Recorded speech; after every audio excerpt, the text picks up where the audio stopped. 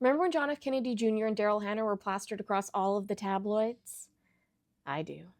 It was 1988, The Land Before Time premiered in theaters, NWA released Straight Outta Compton, CD sales were outpacing vinyl for the first time ever, and JFK Jr. and Daryl Hannah reconnected at the wedding of John's aunt Lee Radziwill to director Herbert Ross that September. Daryl had appeared in Herb's Steel Magnolias. The 27-year-olds had first met earlier that decade while vacationing with their families in St. Martin. John had been dating actress Christina Haig at the time. The pair had attended Brown together, and he was in his last year of law school. Daryl, for her part, was dating singer Jackson Browne. Upon meeting Daryl, John had asked Christina for time. She asked if there was someone else. He told Christina it was nothing like that. He loved her. But soon the papers were writing about John and his new friend, Daryl.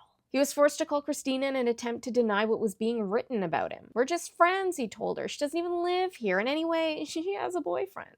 And Daryl did have a boyfriend. John, the president's son who was dating everyone around that time. I blame people for naming him sexiest man alive that year.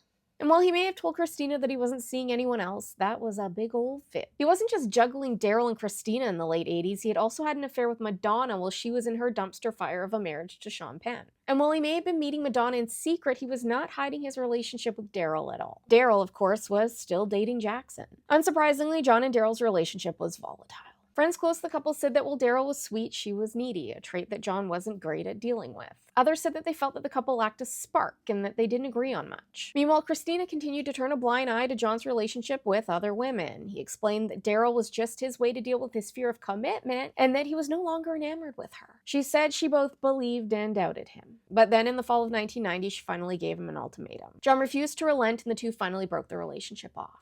2 years later, Daryl had a split of her own, only hers was splashed across the tabloids. After a reported violent confrontation with Jackson in their Santa Monica home, it was alleged that Jackson laid hands on Daryl. She appeared in public with a black eye and a broken finger. He denied these allegations. John flew to LA to be by Daryl's side and to bring her back to New York. He told friends that with Daryl now on the same coast, he felt like he owed it to her to try and make it work. John moved into Daryl's Upper West Side apartment shortly thereafter. Which is interesting because if you've been watching A Love Story, then were Daryl's friends getting high in his living room? Anyway, John's friends said that the pair liked each other, but that they didn't think that they were serious enough to get married. It didn't help that John's mother, Jackie, reportedly didn't approve of their love match. And while in the wake of the show, some believe that this was not true, it had been long since reported that John had complained to a friend in 1993 that he was fighting with Daryl because she's not getting along with my mother, and so I'm living in the basement of one of my friend's places now. They still managed to show up in the tabloids, though, with Daryl saying that the public's interest was annoying, saying, I get asked about it all the time. This morning I called up my plumber, and even he asks me, oh, brother, I'm just trying to get my pipes fixed. Why can't people talk about something else? Maybe because they were seen dancing on their rooftop and giving a full show to onlookers, with one spectator reporting that they saw John wearing nothing but his boxers and a barefoot Daryl in nothing but a short nightgown, dancing together one Sunday morning. They were doing this little love play, they said. He was tickling her and she'd run away, then he'd catch her and they'd dance around. Even if you didn't know who they were, you'd be entranced.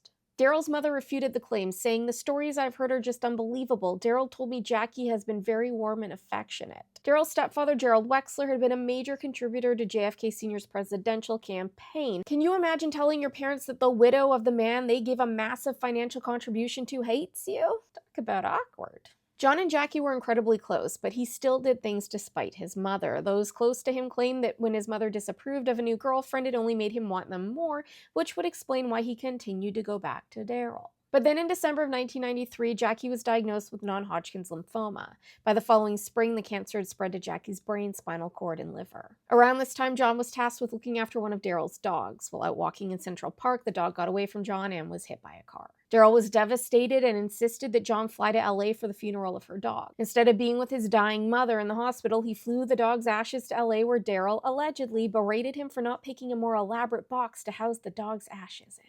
John was furious with Daryl for making him spend his mother's final days in LA at her dog funeral. Jackie passed away on March 19th with her children by her side. While the public was under the impression that he was still with Daryl, the pair had broken up. He didn't want the media to know that they had ended things, fearing that their breakup would overshadow his mother's legacy. John had fled to the East Coast to grieve his mother when Daryl called him up, lamenting about her other dog who was sick. One of his close friends recalled John's outrage at Daryl's behavior, with John telling him, "Can you believe this? I just lost my mom and all she wants to do is talk about her sick dog." Needless to say, by the summer of 1994, the pair were donezo, and he was very much with Carolyn Bessette. And I have covered the relationship in a previous episode. Daryl started dating Canadian singer Neil Young in 2014, and the pair were married in July of 2018 in California. They relocated to Omemee, Ontario, where Neil grew up in 2020. They live in a 114-year-old cabin.